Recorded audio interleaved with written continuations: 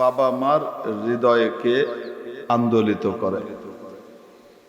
সকল বাবা মাই চান যে আমার বাবুটা সকলের মধ্যে সেরা হোক, শ্রেষ্ঠ হোক, সবচেয়ে ভালো হোক। যার কারণে দেখা যায় অযৌক্তিকভাবে ছোট্ট একটা শিশুর পিঠে যখন এতগুলা বইয়ের বোঝা চাপিয়ে দিয়ে যে ব্যাগ বহন করতে শিশু কুঁজো হয়ে যায়। আমি অযৌক্তিক বললাম এজন্য এটা আন্তর্জাতিকভাবে স্বীকৃত কোনো অন্য উন্নত দেশে এত চাপের পড়া দেওয়া হয় না, এজন্য বলেছি। বিশ্বসভায় যারা খুব সমাদৃত এবং অতি উন্নত হিসেবে প্রতিষ্ঠিত এবং পরিচিত, এই শিশুকালে এই বাবুদেরকে এই 2 মণ বইয়ের গাঁটটি পিঠের ভিতরে ঝুলিয়ে দেওয়া, এটা তারা করে না। অতি অল্প বই পড়ায় এবং খেলাতে খেলাতে, হাসাতে হাসাতে পড়াতে থাকে, বাস্তব জীবন শিখাতে থাকে। লন পরিষ্কার করা শেখায়, ক্লাসরুম ঠিক করা শেখায়, বেঞ্চ ঠিক করা শেখায়, নিজের টিফিন নিজে কিভাবে তৈরি করবে ওইটা শেখায়, রাস্তা কিভাবে পারাপার হবে সেই নিয়ম শেখায়। দৈনন্দিন জীবনে একটা মানুষ ভবিষ্যতে যা যা তার প্রয়োজন হবে সেগুলো সে নিজে নিজে কিভাবে করবে এইগুলো শেখানো হয় উন্নত বিশ্বে, ওখানকার স্কুলে। আমরা ক্লাস 2-তে একটা বাচ্চাকে যা কিছু পড়িয়ে দিই, এগুলো পড়াতে পড়াতে জাপান ক্লাস 6 পর্যন্ত নেয়। এই সময়টায় কি পড়ায়? হাতে কলমে জীবন পড়ায়।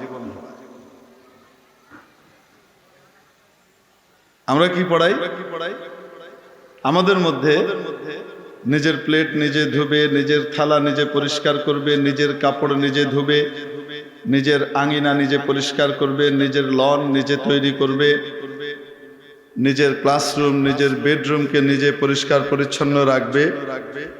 এই শিক্ষা এই ছোটবেলাতে ক্লাস 1 2 3 4 5 6 পর্যন্ত আমাদের কোনো স্কুলে মাশাআল্লাহ ঠিক মতো এটা আমরা পড়াই তো? কি বলেন আমরা? হ্যাঁ,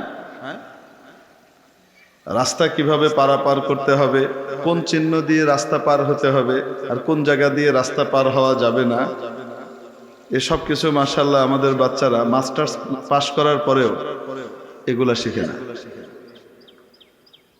যার ফলে আমাদের দেশে সড়ক দুর্ঘটনা রোধ করা শুধু ড্রাইভারদের ট্রেনিং এর অভাব বা সতর্কতার অভাব তা নয়, আমাদের নাগরিকদের অনেক দোষ আছে, যেই দোষে রোডের মধ্যে বড় বড় অ্যাক্সিডেন্ট গুলো সংঘটিত হয়। এই প্র্যাকটিক্যাল শিক্ষাগুলা মাশাআল্লাহ আমরা আমাদের প্রতিষ্ঠানে পাই না।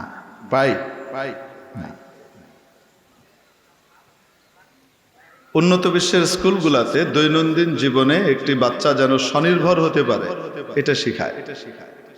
বিভিন্ন দেশ ঘুরে সফর করে তারপরে আমার কাছে কি মনে হয়েছে জানেন? আমার কাছে মনে হয়েছে আন্তর্জাতিক মানের শিক্ষা শুধুমাত্র আমাদের বাংলাদেশে কওমি মাদ্রাসাতে দেওয়া হয়, আর কোথাও দেওয়া হয় না, কোথাও নাই।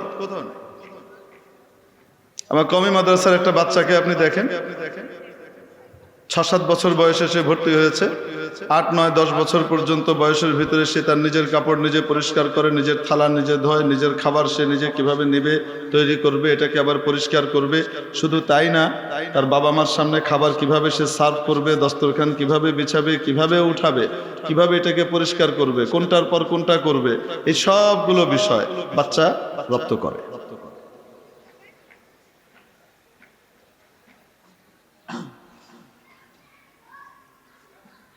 এজন্য আমি বলি, আসলে প্রাইমারি লেভেলে আমাদের দেশে আন্তর্জাতিক মানের শিক্ষা শুধুমাত্র কওমি মাদ্রাসায় হয়, কোথাও হয় না।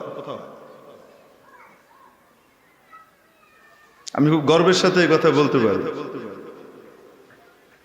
এবং শুনে শুনে বলছি না, দেখে বলছি। বিভিন্ন দেশের প্রতিষ্ঠানগুলো দেখে ঘুরে তারপর বলছি। এই উপস্থিতি তো আমরা চাই, যাই হোক আমাদের এই তুলনায় যাওয়ার দরকার নেই। প্রত্যেক বাবাই চায় তার বাবুটা সেরাদের সেরা হোক। এটা বানানোর জন্য আমরা মনে করি কি পরীক্ষায় নাম্বার যত ভালো করবে ততই সে সেরা। নাম্বারে যদি একটু ঘাটতি হয়ে যায়, সে ফার্স্ট হতে পারেনি, শুধু সেকেন্ড হয়ে গেছে বা একটু নম্বর কম পেয়েছে, এই ছোট্ট শিশুটার উপরে যে ধরনের নিষ্পেষণ এবং নির্যাতন, মানসিক চাপ বাবা মা প্রয়োগ করে, এই পরিমাণ চাপ প্রয়োগ করার কারণে বাচ্চাটা এক ধরনের বুদ্ধি প্রতিবন্ধীতে পরিণত হয়। তার উপরে এমন চাপ পড়ে, সে পড়ালেখা দেখলেই ভয় পায়, পড়ালেখার কথা শুনলেই তার মাথা উল্টে যায়, যার কারণে একটু বড় হওয়ার পরে যেই তার সামান্য স্বাধীনতার সুযোগ হয়, এই ফোন ধরবে, নেট চালাবে, এটা করবে, সেটা করবে, এটার সামান্যতম সুযোগ পাওয়ার সাথে সাথে সে রিভোল্ট করে। সে বাবা মাকে ধাই করে উল্টো দিকে সরিয়ে দিয়ে সে নিজের মন মতো, নিজের খুশি মতো পড়ালেখা বাদ দিয়ে বাকি যত কিছু আছে ওই বিনোদনের ভিতরে নিজের জীবনটাকে ভাসিয়ে দেওয়ার চেষ্টা করে। ফলশ্রুতিতে তার এডুকেশনাল স্ট্রাকচার এবং তার ব্যাকবোন একেবারে শেষ হয়ে যায়, মেরুদণ্ড ধ্বংস হয়।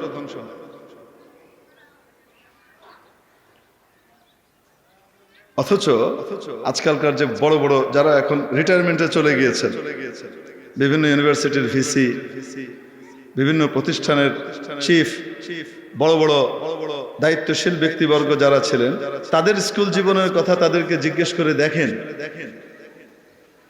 তারা স্কুলে যেতেন কয়টায়? 10টায়। তাদের স্কুল শুরু হতো 9:30 10টায়, আর ওই 10টা থেকে শ্রেণী হিসেবে কারো দুপুর 1টা পর্যন্ত, কারো 2টা পর্যন্ত, কারো বিকাল 4টা বা 5টা পর্যন্ত ক্লাস হতো। ওই পড়েই কোনো কোচিং নাই, কোনো আউটসাইডের কোনো পড়ালেখার কোনো আলাদা বিষয় নাই, বাস তার অল্প যে বইগুলো আছে, টেক্সট বুক আছে, এগুলো পড়াশোনা করে তারা জাদরেল ইঞ্জিনিয়ার হয়েছে, দামি দামি ভালো গুরুত্বপূর্ণ পজিশনের চমৎকার ডাক্তার হয়েছে, বড় বড় পেশাজীবী হয়েছে। যা পড়েছে এই সবগুলো তাদের মাথার ভিতরে, বইয়ের ভিতরে আর নেটের ভিতরে আর মোবাইলের মধ্যে না। অপরদিকে আমাদের বাবুদেরকে দেখেন, আমরা ঘুমের সুযোগটাও দিই না। ফজরের নামাজ পড়লো কি পড়লো না, তারপরেই ছোট্ট এই কিশোর শিশুটাকে উঠিয়ে এতগুলো বইয়ের বোঝা পিঠের উপরে দিয়ে তোমাকে স্কুলে যেতে হবে। এখন স্কুলে যে সে কিছুক্ষণ পড়ে কি পড়ে না, বেচারা চাপের ভিতরে আধা ঘুমায়, আধা পড়ে তারপরে এসে এরপরে আবার তোমাকে ভালো রেজাল্ট করতে হবে, এই জন্য তুমি এখন টিচিং সেন্টারে ঢুকো। বুঝে শুনেই বলছে, বলুন বুঝেন না যে হুজুর ভুল বলছে। কোচিং সেন্টারে তোমাকে কি করতে হবে? এখন ঢুকতে হবে, এই প্রাইভেট করতে হবে, ওই প্রাইভেট করতে হবে, এই করতে হবে, ওই করতে হবে। তার খেলার কোনো সুযোগ নাই। আসর থেকে মাগরিব আমাদের ওই সময়কার খেলার সময় ছিল। আর ছুটির দিন, দিনের বেলায় সকালবেলায় 7টা 8টার পর থেকে 11টা 12টা পর্যন্ত খেলার একটা সুযোগ থাকতো। ঠিক না? শিডিউল ছিল, খেলার সময় আলাদা। আসর থেকে মাগরিব খেলার সময় বলে দেয়া হতো, মাগরিবের আজান হওয়ার সাথে সাথে যেন বাসায় থাকতো। এটা মাদ্রাসার ছেলেদের কথা বলতেছি না, আমি স্কুলের বাবুদের কথা বলছি। বরং ওই সময় যারা ম্যাট্রিক করেছে, এন্ট্রান্স পাস করেছে বা ইন্টারমিডিয়েট দিয়েছে, তারা পর্যন্ত এই নীতি ফলো করত। মাগরিব তার কোথায় ঢোকার সময়, আজানের সাথে সাথে সে বাড়িতে ঢুকবে, অথবা বড় হয়ে গেলে নামাজটা পড়ে সেই বাড়িতে ঢুকবে। আজানের সময় ঢুকতে পারে না, আজানের 5-7 মিনিট পরে দরজা বন্ধ, বাইরে খাড়ায় থাক। এটা আমি মাদ্রাসার কথা বলছি না, স্কুল কলেজের কথা বলছি। এই নিয়ম শৃঙ্খলা, নিয়মতান্ত্রিক ব্যবস্থাপনা আমাদের ভিতরে ছিল কি ছিল না? বাচ্চারা গায়ে গতরে খেলতো, মাঠে ঘাটে দৌড়াতো, শারীরিক বৃদ্ধি ঘটতো, বিকাশ ঘটতো। ফার্মের মানুষ হতো না, দেশি মানুষ হয়েছে তারা। শরীর সুস্থ, মস্তিষ্ক সুস্থ, অল্প পড়াতে রপ্ত হয়েছে ভালো, কাজ করেছে ভালো, শিখেছে ভালো, নীতিবান হয়েছে। তার কারণ হলো সকালবেলায় ঘুম থেকে ওঠানোর পরেই বাবা মা বলতো, যা মসজিদের মক্তবে যা। কোথায় যা? দাদি নানি কোরআন শরীফ নিয়ে বসে গেছে, ওনারা কোরআন শরীফ সূরা ইয়াসিন পড়তেছে, সূরা রহমান না পড়ে তারা কোনো কাজ করবে না। আর নাতিপতিকে উঠায় আর বৌমাকে বলছে, তোমার ছেলেটা এখনো নামাজ পড়ে না, শুয়ে থাকে, ডেন্ডুরে হয়ে গেছে, 6-7 বছর হয়ে গেছে, এখনো নামাজ পড়ে না ফজরের, উঠাও না কেন? আচ্ছা যাই হোক, উঠায় দিছে, উঠায় দিয়ে তারপরে যা যা মসজিদের মক্তবে যা। বলেন না কেন? মসজিদের মক্তবে গিয়ে তারা দিন শিখতো, কোরআন শরীফ শিখতো, ইসলাম শিখতো, আদব কায়দা শিখতো, আদব লেহাজ শিখতো, পৃথিবীতে আসার কারণ আর উদ্দেশ্য সম্পর্কে অবহিত হতো। সে জানতো শিক্ষার উদ্দেশ্য শুধু নিজে ভালো খাওয়া, ভালো পড়া তা নয়, শিক্ষার উদ্দেশ্য উনাকে সন্তুষ্ট করা, অন্যদের জন্য, জাতির জন্য নিজেকে বিলিয়ে দেয়া। এটার ভিতরেই আসল মানবতার মনুষ্যত্ব।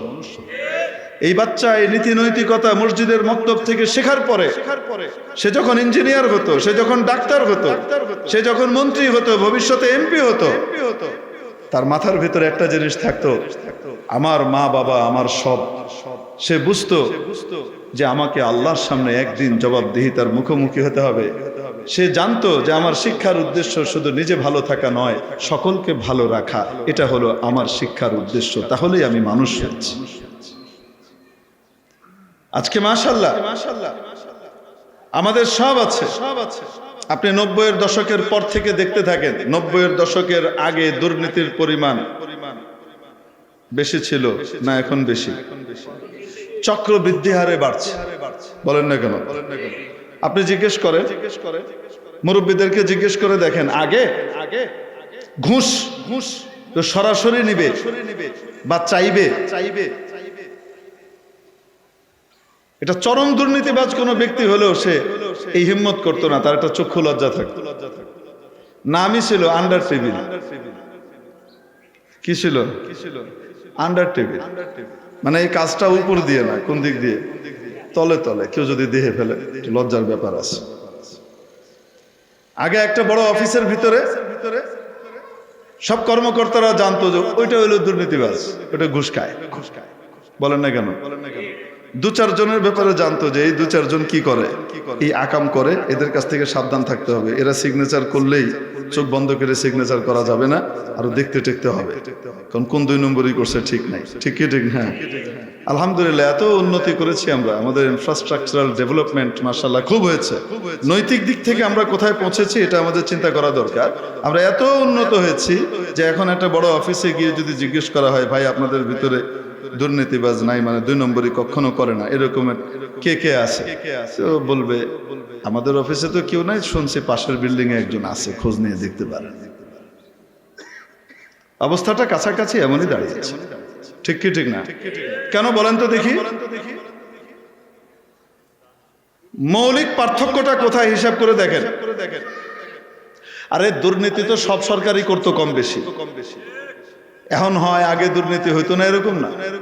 সরকারি পর্যায়ে গেলে কম বেশি জুলুম করবে, কম বেশি এটা দখল করবে, কম বেশি অমুকরে ধাক্কা দিবে, ঠেলা মারবে, আবার গদিতে বসবে, এই সমস্ত কারবার এই এখন থেকে না, ওই ফেরাউনের আমল থেকে চলে আসতেছে। তো এগুলো কি নতুন নাকি? নমরুদের আমল থেকে চলে আসতেছে। কিন্তু জাতিগতভাবে, সামাজিকভাবে, জনগণের মাঝখানে পার্সেন্টেজ হিসেবে দুর্নীতিবাজের সংখ্যা এখন যে পরিমাণ বেড়েছে, এটা আজ থেকে 40 বছর আগে কল্পনাও করা যেত না। কেন? জনগণের রন্ধ্রে রন্ধ্রে দুর্নীতি ছিল না। বিশেষ কিছু সেক্টরে আগে দুর্নীতি ছিল, কিন্তু সাধারণ জনগণের ভিতরে দুর্নীতি ছিল না।